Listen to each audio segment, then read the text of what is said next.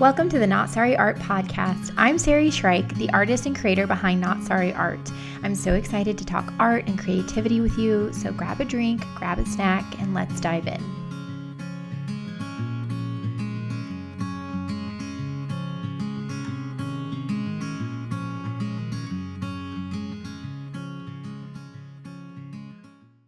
I also wanted to say that today's episode is sponsored by my book. I have a book coming out. I'm so proud of this, guys. The links are already up. I'll have them in the show notes. But the book is called Modern Still Life, From Fruit Bowls to Disco Balls. It is my take on a step-by-step painting book. I am really excited about it. Not only does it have like motivational tips and tricks to keep you going in your practice, but it also has clear and beautiful and full color breakdowns of the step-by-step process in my paintings. So I could not be more excited about it. If you wanted to check it out, pre-order it. It would help me more than you even know. Hey y'all, welcome back to the Not Sorry Art podcast. I'm Sari. Thanks for being here. I'm really excited for today's episode as I chat with my friend and fellow artist, Ella Nilsson. Ella is a great example of an artist wearing multiple hats, as she not only has her art practice, but she also owns and operates a gallery and worked 15 years at Ikea as a design manager.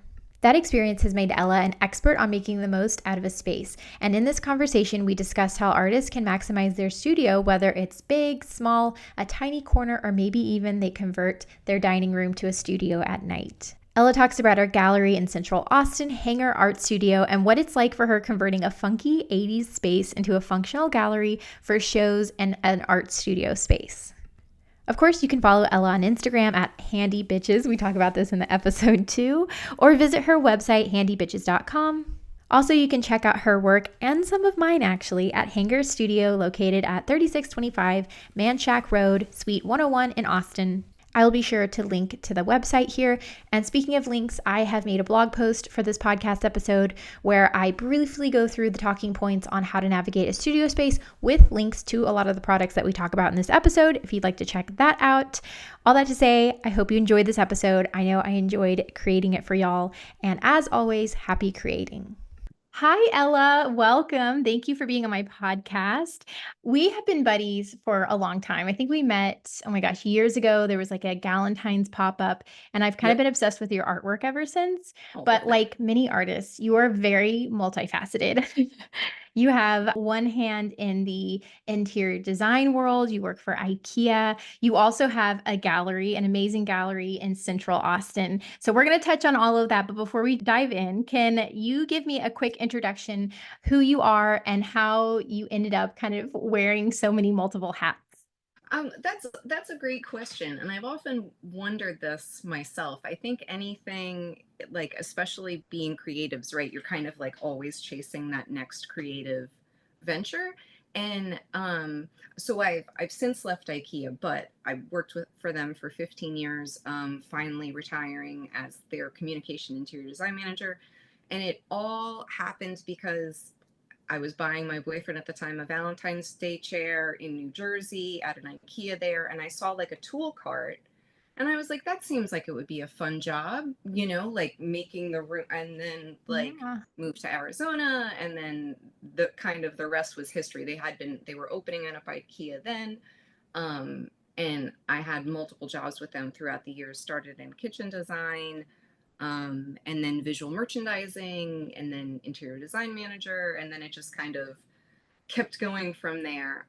My formal background is I have a degree in fine art and also criminal justice pre-law. But I think and I know those couldn't sound more different. Glad you addressed that. Right, yeah. And I think at the time I got a lot of jokes of like, oh, you're going to be in the courtroom and like sketching people. Right. And then I thought to myself, like, what a waste of a law degree to then be, but anyway. Yeah. I told you I tangent a lot. I love it. No, it's awesome. But I'm glad you tied those two together, because I was like, yeah, what is the overlap of those two interests? I think it's predominantly problem solving is what, it makes me feel fulfilled. And I think design, people think a lot of it is what it looks like, but it all distills down to how it functions, right? Because you can have a beautiful space, but if it doesn't work for you, or if you're coming home every day and there's no place to put your keys or your bag, or kids' shoes are a mess, whatever the case may be, Design is really about solving for a problem, and then the end result should be beautiful. But I think the function aspect of it is key. So I think that that's what inspires me. Like if there's a Yeah. need to solve, and predominantly, I think artists are always struggling with a small space. Um, Yeah, I, absolutely. it's amazing kind of like when you have a space that you carve out. Like when I moved my studio down to Hangar, I Yeah. was like, where did I have all this stuff? Right, it was like under beds, like shoved in Right. clousets. There would be like a gap like this big, and I'd be like, oh good, I can fit canvases in there. um so I Everyone's nodding their head to that. yeah. Storing them everywhere. Yeah. Yeah, it was like I couldn't even believe how much I fit in there. But yeah, that's I think what inspires me. It's creative problem solving. And I think being an artist, you're always creative, and then that's kind of the marriage of those two things. I love it. Beautifully put. And yes, I couldn't agree more. I'm shaking my head vigorously because I always tell my students whenever I teach that you are problem solvers more than artists. The word artist can be kind of loaded, especially for students. And like, at what point do you become an artist? And, I steer away from that. And I always tell them, like, at your core, you're a problem solver. And I feel like not only was that beautifully said, but it really encapsulates what you do. Before we jump into studio space advice, because I know people are excited about that, I want to talk a little bit about how that background informs your artwork. So I'm going to link to Ella's artwork in the show notes. You can check it out and look at it if you're listening to it as a podcast. If you are watching this as a video, you can see some of it in the background. And it is very beautiful, very detailed. Her work has like wood finish kind of popping through. You use those elements for skin, you play with color and value, and there's a ton of accuracy to your work. Can you explain a little bit about how that maybe relates or does it to sort of your background and how those things kind of feed each other? I think, and you and I have talked about this before, just about how artwork always kind of betrays your subconscious. Mm. And if you look at my artwork and I told you maybe that I'm not a control freak, but I have control freak tendencies, you'd look at my art and be like, checks out, right? Like that tracks. And I think it is. I would love to be more painterly just because I think it would take a lot less time, but I just can't deny myself the Yeah. And I would push back on it. It's not control freak, but maybe it's just very precise and accurate, well observed. I mean, when I think of your work, I don't think control freak. I think of super intentionality, laser focus. And I think you do it. I will say, like, there's this kind of thing where people sort of assume that if it's really detailed, that you're kind of following a map or that it's like, but I think it involves a ton of like attention and care to be able to paint like that and still have it feel like artistic and not like something that you've seen before. And so I think on multiple ways, you're definitely like getting back to our word, kind of problem solving through with your artwork. well, thanks. I think and working on wood definitely, it's far less forgiving if you make a mistake on something that you wanted to remain wood. There's like no fixing it. You can kind Right. of sand it sometimes, um, varying degrees of success in that. But yeah, I mean, I think working with the wood grain goes along with that problem solving, or seeing a piece of wood, looking at the grain, and then wondering how the composition could work to help accentuate the features of a face, let's say. Um, but yeah, Yeah. I think Yeah. it's all related, right? Like if you were trying to like parse out, like there's more overlap in your personality, what inspires you, than there are things that are diverging. Mhm. um so yes, I would put that problem solving and checking a lot of Yeah. boxes, especially if you do make a mistake. How do you then incorporate it into the composition so that it feels intentional Right. versus the sore thumb kind of Totally. look to it? I wanted to ask you another question because I know people are always curious. I think anytime I have an artist on, especially an artist who has or has had like a more traditional job, can you talk us through, if you don't mind sharing, sort of what it was like to kind of switch between your 9 to 5, with IKEA and this job and sort of how you balance those two and what that process was for you Yeah. specifically? And I think artwork can kind of take as much time as you need it to. Mhm. If you want to suffer all the details and work on something for weeks and weeks, you could totally stretch it out and make that happen. Um, but I think that the key was always just finding a routine. Lots of times I would go into work like 6 to 2, 6 a.m. to 2. Then you're Wow. kind of capitalizing on the store being empty and you can paint or do whatever displays you need to. So I think that's part of it, is just finding a routine, and that even if it's 15 minutes, 20 minutes, I mean, it still counts. Yeah. And I think don't discredit those moments to sneak away for yourself, because if if you're inspired to create, then doing that makes you a better person, even if it's not like, I sat there for 8 hours and watched cat videos on TikTok for half of it. You know what I mean? Like, Yeah, you're definitely calling people out, myself included on that no, one. So I'm worst offender. I love that. Yeah, there's so much power in a few minutes. And I will say, to kind of just jump on what you said. I mean, I am very fortunate. I'm a full-time artist. I, juggle a few different hats, but I have like a full studio and I get time for my artwork. And even still on my most productive days, unless I really have a tight deadline, I really am only painting, like actively mixing and painting for maybe at most 4 or 5 hours a day. Like it's Yeah, hard. Sometimes you think when you switch over to being a full-time artist, and that's different for everyone, that you're going to be painting for 8 hours a day. And I find that I have not yet met someone where that's the case. You're right. usually doing your admin stuff or all kinds Of of other course. Yeah, things. yeah. But what I think is like super fascinating about that is just you really benefit from fresh eyes too. So it's, even if you could paint 8 hours a day, right? Something you just need to take a break from it, come back, and then you'll see something maybe that needs to be worked more or is not as you intended it to be. So having short bursts, I think, is can sometimes be more productive. Yeah, yeah, absolutely. And it fits into everyone's day just a little bit better. But I wanted to talk Yes. a little bit about studio spaces because I know, because I've had people ask me this, studio spaces. Let's talk about it. For me to give a little bit of background, I'm passionate less from like I have skill in this arena standpoint and more from I started with a very humble studio space and now have like a full backyard studio. So I've really run the gamut. My first studio space was a yoga mat. I rolled out a yoga mat. I had a little basket of my watercolors, and every time I would put the baby down to go sleep, I would take those. I would make myself paint, to your point earlier, even just 20 minutes. And then I would roll it back up, put it in the corner. And that was my studio. And then it was a corner of my room with a baby gate around it. Hung my painting on the wall and just painted on there, probably ruined my security deposit. And then eventually it was a spare bedroom, which was like, it felt like I had arrived at that point, like Yeah. being able to shut a door, like get out of here. And Yeah. then now I have my own backyard studio. So I've really progressed up. And I will say it is nice to have the space and it definitely helps. But I also know that if you're really intentional with your space, and this is something I've learned from you, you can kind of make the most out of anything. So I'm curious to hear kind of your philosophy on this of like how to best utilize space if someone's wanting to maybe up level their space or they're wanting to make that Sure. commitment of having a space. Yeah, absolutely. I think of course, it would depend a lot on your medium, right? But I think the starting point is the place of like non-negotiables, right? So part of that, I paint. Don't tell anybody. I mean, this is on a podcast. I Yeah. paint flat a lot. My neck is not happy about it, Yeah.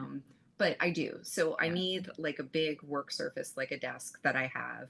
Also, for me, I also paint on an easel, like I'm supposed Yeah. to. And my neck is happy about that one.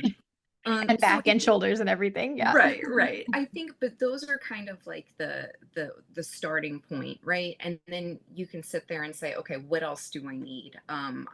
You need storage. If you work with oil, maybe you need a drying rack or Mhm. somewhere to have something to dry. Um, I think it's always helpful to think kind of about the footprint of the space that you're going to need, especially if you're carving it out in your home. And then how much of that needs to be dedicated 100%. Like I have a mat cutter in here. I varnish flat. I can use my desk for that. So multi-purpose things too for those things that don't require 100% dedication. Like for example, too, my easel is also one of those that will go Oh, lie flat. flat. Oh, So okay. I can kind of put it in that configuration when I need it to do that so that I can varnish and let it dry, however many coats, and then it can kind of go back to the other thing I need it to be. Okay. So I think the first thing is just kind of deciding your non-negotiables, Mhm. because it doing that also helps you to problem solve within the framework you're given. Right. Especially like with design, if someone says, design me a kitchen, money's no object, you're like, well, where do I even start? But if someone says, I need to see 8 people, I need to have, 2 dishwashers, whatever the case may be, Mm-hmm. right? Giving those restrictions forces you to be creative with the outcome. So I think getting that must list first is kind of your best starting point, and then looking at it from a supply perspective. How big are things that I need to store? Do I have a place dedicated for something that would fit that? And again, double duty. The more that you can find things that, for example, like my mat cutter, I have sawhorses that fold up to like this big, Oh, wow.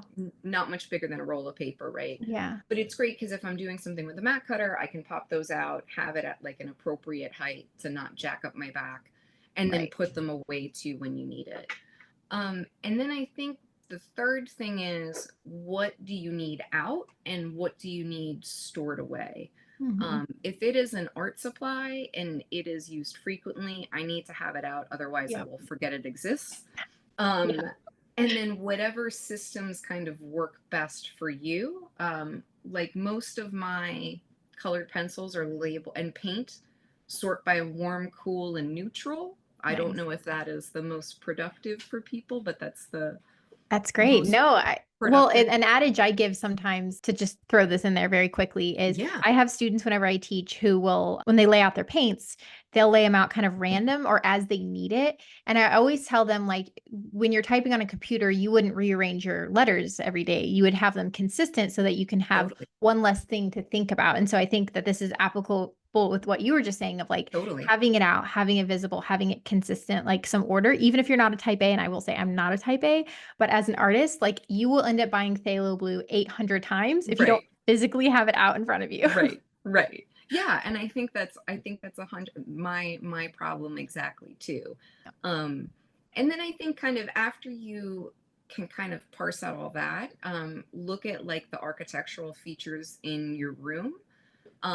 Like for example, and I can pan over here for those looking online. I have this Yeah. weird niche in my studio here. It's like 24 inches wide, all the way to the ceiling height, and maybe 7 inches deep, right? Yeah. So I think if you're stuck with something, the key is to make it functional, right? Right. If you make it a feature, then it looks like you intended it for to be that way, right? So I'm not going to be able to move this portion of the wall or anything like that, but then how can I find things that work within that space, to be able to make it usable space, as before it just is kind of like, well, what would you do with that kind of thing? Yeah. Yeah. Yeah. Thank you for sharing that. I really like seeing the corner. And I've, of course, been in your studio and in your gallery. And it's all like it is one of those interesting little like 1980s buildings with like lots of nooks and little So like great light, but lots of little spaces. And I feel like you've done such a masterful job like making use of all those spaces. If you don't mind, I'm going to walk you through probably a few like case studies. And if you yeah, yeah, could kind of just give me any thoughts or insights that come to mind with each of these, I'm going to start pretty restricted and then we'll move up a little bit. So sure. if somebody is, they really don't have space in their home, they don't have a dedicated space and they work at their dining room table in the evening. So they have one of those really collapsible spaces. Are there any products or insights that you would think that might help that person use that flex space a little bit better? Yeah, absolutely. I think rolling carts are always, they make them as petite as you would need, like Yeah. down to 12 by maybe 15.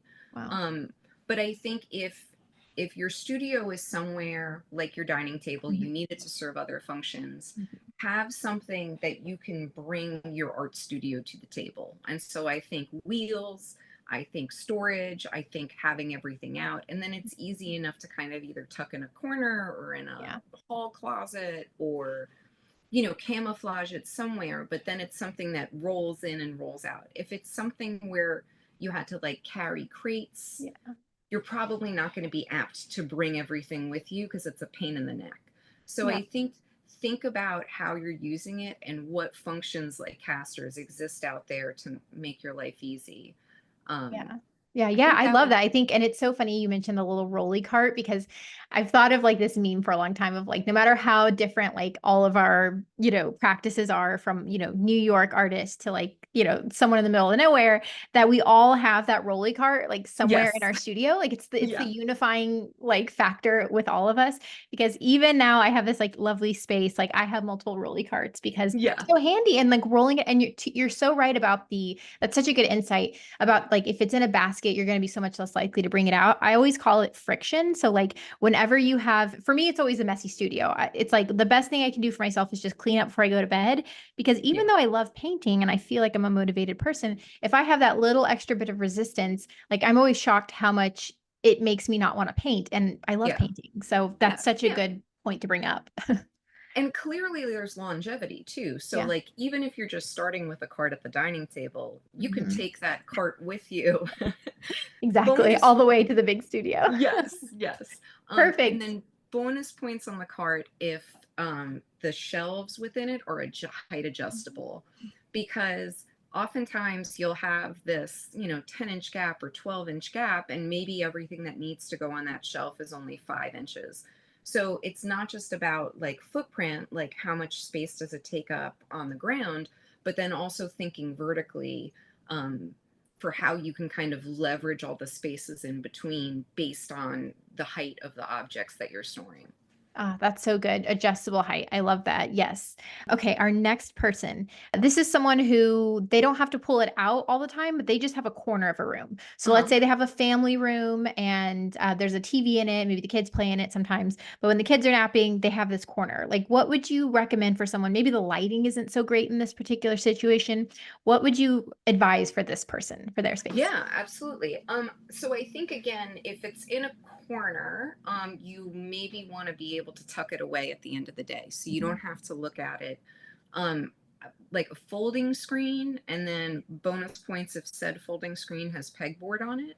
Oh, yeah. Because then on the outside it can be clean, but on the inside you can kind of hang everything close at hand to where you would need it. Um, Battery operated or even plug-in clamp lighting is super Mhm. helpful, especially in this instance where, one day you could be working on something that's 8 by 10, but then the next day you're working on something that's 3 foot by 4 foot. And Yeah. the flexibility that you can get in clamp lighting is that you can put it where you need it based on what you're painting.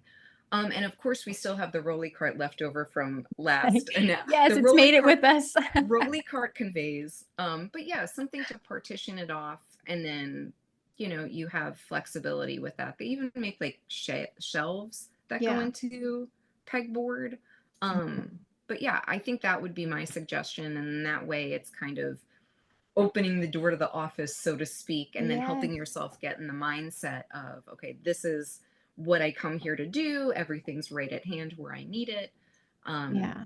Yeah, yeah, I love that. I love that you mentioned having like the new mindset in the space because like functionally that might seem like, kind of this extra embellishment, but man, there's nothing like even being in an IKEA that proves how important that is because like you'll be in this building where it's like a huge warehouse, but you go into one of these little coves of these like yeah, cozy little small bedrooms and like even though there's like a whole wall missing, you still feel like you're in a whole different space. So that's really right, a right. testament. Yeah, yeah, absolutely. Wonderful. Okay, I love that. So our next person, we have two more people left. Yeah, This yeah. person has finally upgraded. They've taken their wheelie cart with them to a spare Yeah. bedroom. Okay. It's small, it's carpeted, it's not very aesthetic. Let's say that this person now has a little more space and they have decent lighting, but they're wanting to make their space more aesthetic for social media. Maybe it's not very aesthetic right now. Like anything, like not only space wise, but I'm throwing an extra thing at you right now, Yeah, but yeah. also to make it look a little nicer for photos. Is there anything that person should be considering? I think it would just be, and I hate the word propping because it makes it sound like it doesn't have a function, right? Right. But just think of it more in terms of grouping like items together. And so that way it kind of looks a little bit cleaner. You have all your canvases together, you have all your paint together, all your brushes together. And I think if we think about like a commercial kitchen, right? Mhm. Everything's out. Nobody's Right. opening a door to like get a pan, right? Because they got orders coming in and everything's moving really quickly Yeah. in this hypothetical example. But I think the same is kind of true for that. Hide away what isn't aesthetically pleasing, like behind closed doors, or add doors to open shelving so that you don't see it, or even, you know, roller blinds are a great Yeah. option because they're flat. I feel like sometimes curtains kind of, when they fold up as you're opening and you're drawing the curtains and closing the curtains, Yeah. that can still take up some space, but at least the rolly blind is flatter. Yeah. So that's a inexpensive option as well. But yeah, that would be the first thing to kind of think about that. And I think honestly, protecting the walls, like I know you have a drop cloth up all the Yeah. time, and your drop cloth becomes part of the aesthetic. And I Yep. think that just having that plus like tidy art supplies Mhm. really kind of can go a long way in terms of making things look a little bit more presentable on camera. I love that. That's such good advice. I know that there are people, and I will say I'll create a list of a lot of the products that you listed so someone afterwards can go and look up these things. On the note of something looking aesthetic, I will also add on my 2 cents. You would be amazed what good light and just like bumping your exposure a little bit in Yeah. post will do. So like Yeah. even if you think it's cruddy, just get some good light on there. All of us, we all curate a little bit when we're taking photos.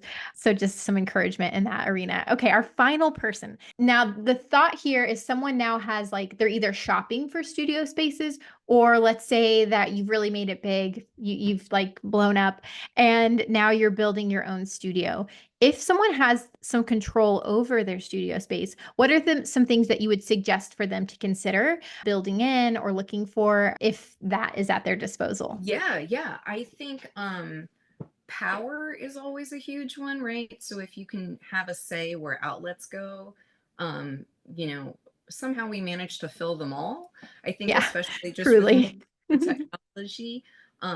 But yeah, I would consider outlet placement. I would consider windows and natural lighting, because even if, we can supplement all day with additional lights, but there's just something nice about looking outside. Like you paint plein air all the time. Yes. It just, and I have, my easel with the view, because then I can Yeah. kind of like, oh, what's the ambulance going to out there? Or what's going on outside? Or, Yeah, a reason to take a little break. No, I totally relate. to have that connection to outdoors. And then again, just in terms of thinking vertically, as high of a ceiling as you can possibly Mhm. get, because, we all want the prime kind of eye level real estate to be reserved for art. But we all have stuff to store, right? So whether that's shelving that's super high or something up really high, Mhm. especially if you don't need it on the daily. But just that's always really helpful for storing stuff, is having ceiling height. I love that. Yes. And I will say I'm a testament to the skylight. I have one. I actually put it in there because I did have the chance to have the studio built. It was Yeah. really Oh, that's fortunate. awesome. I love it. Yeah. And I put that up there because I sort of thought that like a skylight was like, I don't know, like a you've made it kind of marker. I was like, I Yeah, don't know. I yeah. see a lot of artists with skylights.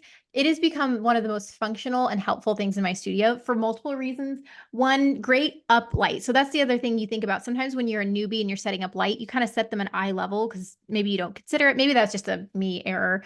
But I found that the higher up your light is and the more it's like diffused, the better your light is for taking photos, for painting, for basically everything. So, like you mentioned, really good highlight. And then also when I paint really big, I can extend my easel up into it. And so it's Ah, been handy on multiple levels. And so, yes, thank you. That is so helpful and hearing all of those. Before we move to, I want to talk about your gallery because it's amazing and I can't wait to hear your thoughts on the space. But before we yeah. move on, can you give us kind of a rapid fire list of, I know your background is IKEA, but any like products that you think, whether it's IKEA or not, but that really help artists that you see in a lot of artist studio and that someone should look into if they're wanting to invest in their studio space? Ah, that's a great question. I think not specific to anybody, but if you do work flat a lot, I have a height adjustable desk and it makes my life super easy. There's some things that are better done at like counter height. There's some things that are better done at bar height. So I think being able to raise and lower it based on what I'm doing, and then the chair the same way too, right? If I'm not standing and working at the easel, having height adjustability kind of broad strokes, multiple uses, checks a lot of boxes for that. I think pegboard is like so unsexy and so I utility, love a pegboard. but Yeah. it's so functional. You can display on it. You can hang work that's like, am I done? Am I not done on it? Just in terms of organization, I think something about the grid pattern visually too is like its own aesthetic, but then in addition, limitless function in terms of that. And then I think lighting is super key too. I Yeah. mean, whether there's so many good options, whether it's IKEA or Amazon or anything, being able to have lighting to put it where you need it. If you can adjust color temperature or anything like that for the kind of work you do, bonus points. Um, but yeah, I think those are kind of like the big three. Most of my furniture in my studio has come from Facebook Marketplace. Yeah. So I think being sustainable about it is always a good thing too. It doesn't necessarily have to be new, Yeah. um, I but love just that. Yes, that's such good information, Gold. And yes, I'm so glad you brought up the Facebook Marketplace thing. I find that painting equipment and especially easels kind of have the same life cycle as like exercise equipment. Like I always yeah, see it on Facebook. So if you yeah, are wanting to invest in an easel, just set up a Google alert, let the algorithm on Facebook Marketplace know that you're looking for one and it will feed it to you. Like just literally give yourself a month. That's all you would yeah, need.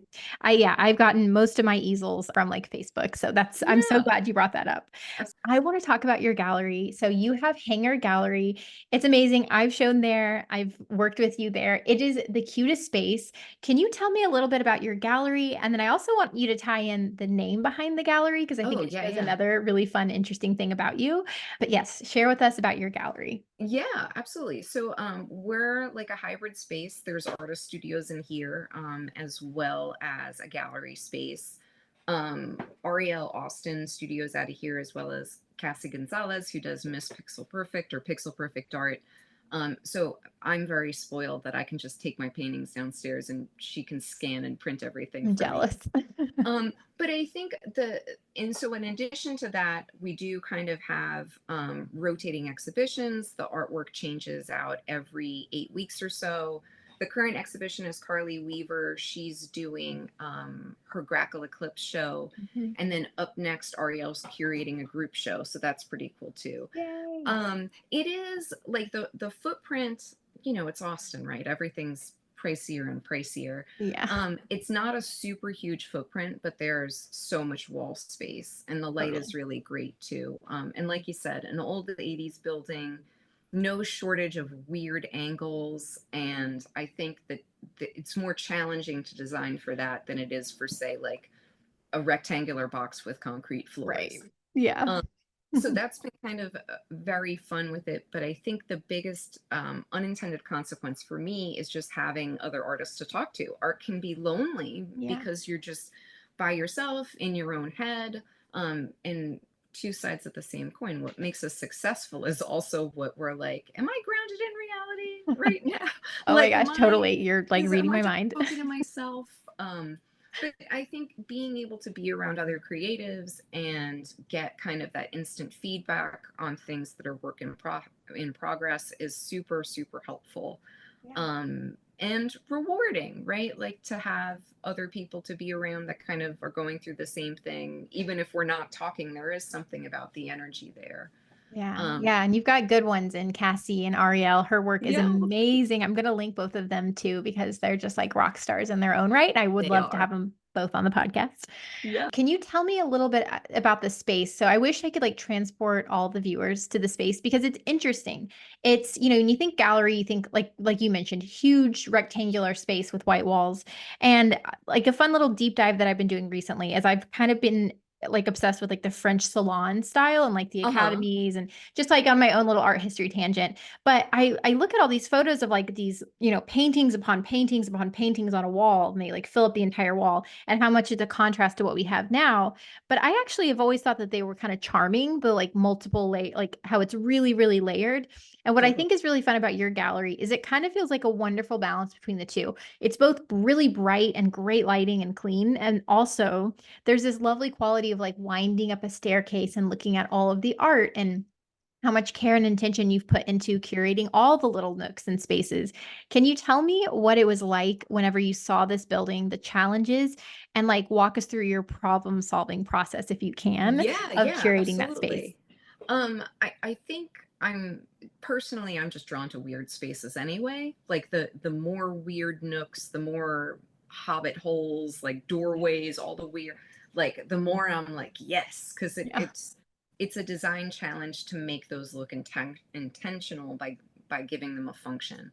Um, so yeah, I just happened to see it. It was a audiology practice before, and the things you can't change in a business condo, Yeah. I were the things I liked. So that was kind of like the first win. And then the rest of it was just complementing the aesthetic of artwork, right? Like I think the more you have it on a neutral palette, like a white wall, the more it can kind of bounce the true light back onto the artwork and you're kind of showcasing it in the best possible way. So it was paint, it was flooring, and then kind of delineating the spaces into functional spaces as opposed to one big space, kind of subdividing it so that there could be two studios in the space. Or we have the weirdest little kitchenette. I mean, the fridge does not come out if like I would have to remove the cabinets to get the fridge out because Oh it's my gosh. so with like the Wedged weird in there little, permanently. yes. Yes. And I was like, well, maybe if I take off the doors, and I'm like, this sounds like a problem for when the fridge breaks, knock on wood that it won't happen Yeah, again. yeah.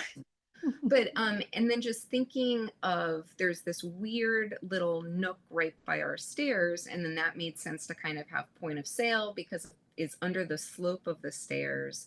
So you wouldn't want people like hitting their head on it per se. Right. So how can we make that kind of like a greeting point for visitors when they come in, someone to kind of explain the exhibition or what else is going on in the space. And then building that partition, we have like a wood wall partition that's slatted, as a kind of a way of like slowing people down when you come in, Right. right? So how do you create like a visual stop without compromising the light that comes in through our doors and that giant, I'm trying, it's not a trapezoid. Yeah. Like What, I I don't even know what the shape is, but it's weird 80s yeah. freestyle space. Yeah, nobody It's knows. like a parallelogram on the top. It's like a mullet. Parallelogram on the top and a Very rectangle on 80s, right? the bottom. Yeah, I love that. And then can you tell us a little bit more about the name Hanger? Because I think Yeah. that that's a fun story. Okay. So, happy to. If you ever want me to never stop talking, just ask me anything about commercial aviation. I love airplanes, and it was maybe something I didn't really get into until my 30s, Oh, which then wow. made me feel good about like, oh, I can be older and still learn new things. Yep. Yep. I Um, love that. but yeah, so it's born out of my love of airplanes. So there's random plane stuff kind of hidden throughout, but not like in a military museum kind of way. No, More it's of very like, tasteful. At your core, you're an artist. It's really fun. My son, who he's 8, loved it. He's like, I want to go back to the airplane bathroom place. So oh, it's like that's to awesome. him, that's what you are. Yeah, no, happy, happy. That means I've done my job well. Yes, I love it. It's such a beautiful space. So if anyone's listening, I'm going to link to Hangar Studio. But can you just tell us if someone's like local to Texas, like Yeah, where yeah. you're located? Absolutely. We're on Menchaca Road between Ben White and Lamar, in 78704. We're open Fridays and Saturday, noon to 5, and then throughout the week by appointment if someone wants to come in. And I love it when people try and stump me with questions. Oh. So the more questions you have about a particular piece of artwork, the more I love to answer them. Oh, I love that. Yes. And you always have shows. So I think it's good to get on your email list if you're wanting to see who you have up next. It's always fun to follow. And I always try to hop down there and check it Yeah. out. And then the last thing, if someone's listened to this episode and they are like, they're thinking about studio spaces, where do they go maybe to learn more from you or to, if they want to hire you? I know your business partner who runs the gallery with you, Pamela, you guys Yep. work together. If somebody is wanting to maybe reach out to you for a consult on their studio space, is that a service you offer? And how would they contact you? Yeah, absolutely. So we have a contact form on Hangar's website. Pamela, as you mentioned, my business partner, she has her own, we started working for Ikea together, and that was really kind of where it all was born from there. So she has like a proper background in interior design, not me, which just kind of like fell into it somehow. You're very good. You're downplaying yourself. Yeah. Well, thank you, but but yeah, so if you fill out a contact form on Hangar's website, and you can reach out to us. Pamela lives up north, so between the two of us, we kind of have the greater Austin metro covered. And Pamela can do anything from paint color consultations, you know, to as big as designing a whole new room for you. So she Nice. covers a wide breadth of interior design needs. I love that. Well, thank you so much for being on. And I Yeah, know that that absolutely. was incredibly helpful. I am thinking I have like this big, my print room needs a makeover desperately. Uh, So I'm going to go and think about everything you said. How can people reach you and your artwork? I know you mentioned the gallery, but if people want to follow you, which I definitely recommend, your Instagram handle is Handy Bitches, which is yep. hilarious. And it also very much describes you. I feel like organically the word handy came up a lot. So good job on that. But where can they find you if people want to see more of your work and listen to you? Yeah, absolutely. Handybitches.com, and social media is handy. I mean, I try and make it easy. Um, yeah, my friend Shannon and I were building a deck, and we were joking about like, oh, well, if we had a webcam, this is like long before OnlyFans or anything. Yeah, you We beat were them to joking it. that if we had a webcam, it could pay for all of our home improvement projects. And so that was kind of where the name, and then, you just buy the domain because it's available. And then you're like, well, I guess I should use it for something. And then, Yeah. the rest is kind of history. But yeah. That's hilarious. I didn't know that that was the origin. That's Yeah. so funny. I love it. Well, thank you so much for being on and sharing your time with us. I Yeah. know it's going to help Thank you for people and having me. inspire people. I will show note all of the things that we talked about, a lot of the materials. Make sure to follow. And thank you again for being here. Thank you so much for having me.